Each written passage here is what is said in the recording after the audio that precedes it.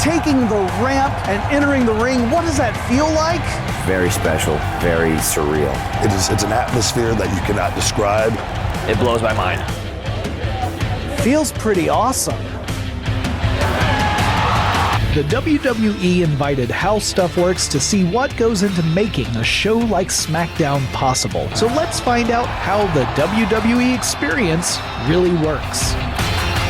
Setting up for a WWE event is a complex, labor-intensive task that requires coordination between dozens of people.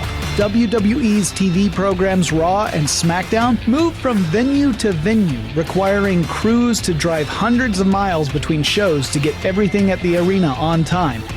It's a lot of stuff. We're talking lighting rigs and control stations, stages, monitors, cameras, television control equipment, cables, and of course, the wrestling ring itself. There's so much stuff that typically the WWE relies on more than a dozen trucks to haul their gear from location to location.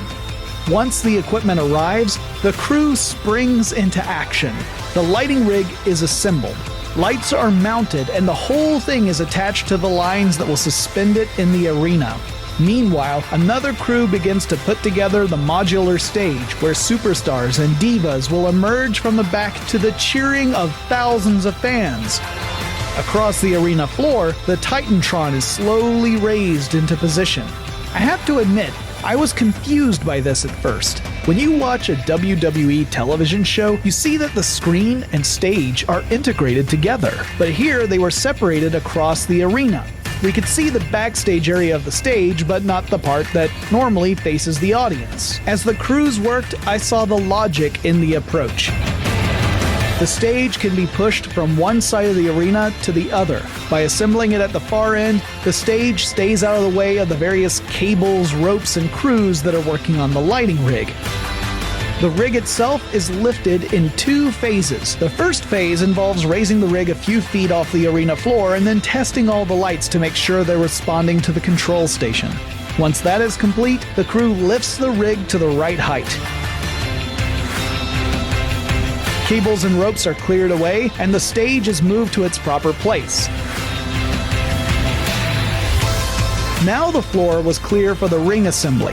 The WWE uses rings built by Mark Carpenter. The rings come in sections. First, there are the ring posts. We watched as WWE referee and ring crew leader Charles Robinson walked out the distance between the posts, marking where they should go.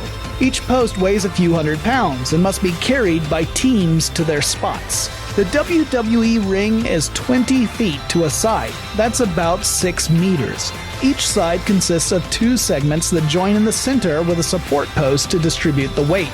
The sides connect to the ring posts. Other metal bars create the frame for the mat, but we still have a long way to go. The crew drapes rubber mats over the metal bars. The crew only does this for televised shows because it cuts down on the noise when a superstar is slammed onto the mat. WWE live events are a different story. Next, the crew places solid wooden boards across the padded bars. The next layer is made of foam, though it's not exactly a pillow-top mattress. And now comes the time to add the canvas. The WWE uses multiple layers of canvas for their shows, tied in such a way that the top layer can be removed in a minute or two. This keeps the ring looking clean for each match. If you've ever watched a WWE match, you know that sound when a superstar falls on the ring. Maybe you thought there was a spring under the ring to cushion some of the fall, like the shocks of a car, but as we found out, that's not the case. There was a time when the wrestling rings had springs, but because the ring was too stiff, what we've done, we've taken the spring out, as you can see. No springs under here, guys. None at all. So as you can see, there's steel beams that are crossed, and that gives a little bit of flex. That's to prevent the guys from getting injured. And you can't fake gravity at all, guys. I mean, you're going to hit that ground hard. Absolutely. A ring isn't a ring without the ropes. WWE uses ropes made of actual rope. It's not cable, it's not bungee, it's actual rope. Despite what you might think, those ropes have very little elasticity to them. The ropes connect to the ring post using a simple bolt at the turnbuckle. And as I learned, You don't want to be the last guy attaching your rope to the ring post.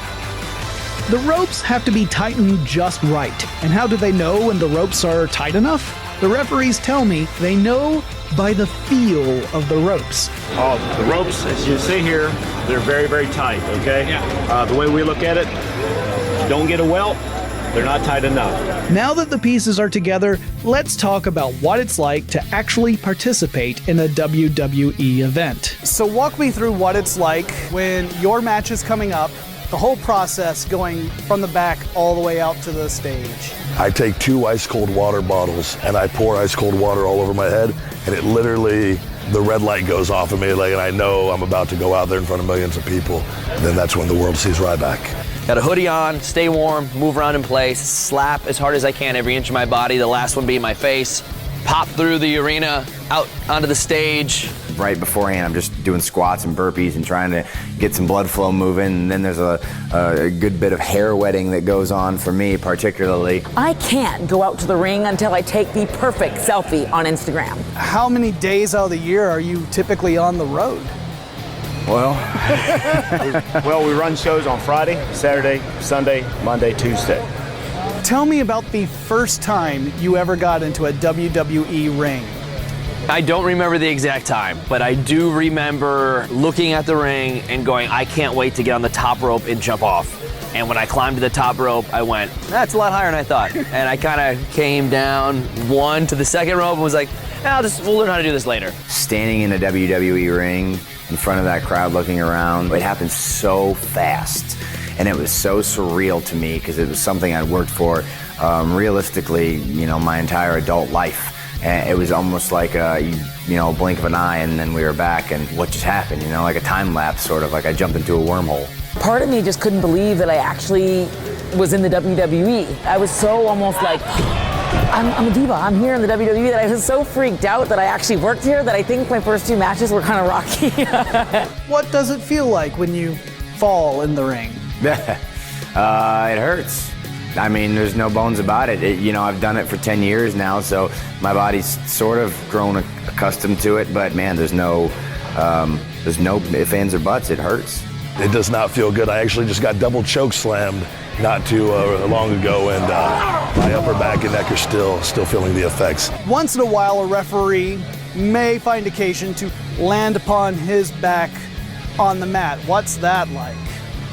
It's like a car wreck, basically, yeah. All right. It's almost like, I'd say, for example, the first time working out, that soreness, that's what you feel the next morning. I had a great time talking with everyone about the WWE, but I couldn't leave without asking about the grandest stage of them all, WrestleMania. WrestleMania attracts people from every walk of life, from all over the entire world. WrestleMania is awesome because being around for a few years now and knowing that no matter what you do throughout the year, all eyes are on the biggest pay-per-view moment of history every year. It gets a little bit bigger. Going out there for WrestleMania was the proudest moment of my WWE career. You get to go out and embrace 80,000 people cheering or booing or down the middle. 80-something thousand people screaming, "Feed me more." To find words to tell you how that is, it was the most incredible feeling. I'm kind of getting a little goosebumpy here just talking about it. And that's the coolest part of it because you go, wow, I get to take a minute and take this all in. And every year, it blows my mind. You cannot replicate that energy and that passion and desire. It's an atmosphere that you cannot describe, and it's the one day a year I really, really look forward to. One of the cool parts of our job is traveling to all these different countries and places and continents and feeling that hybrid of cultures. But WrestleMania, everybody comes to us. So you have this whole crazy blend of people coming together for this one event, and there's nothing like it. They're the moments of your life. So that's it. That's what goes on to put on just one WWE event. I'm Jonathan Strickland, and I'll see you at the next SmackDown.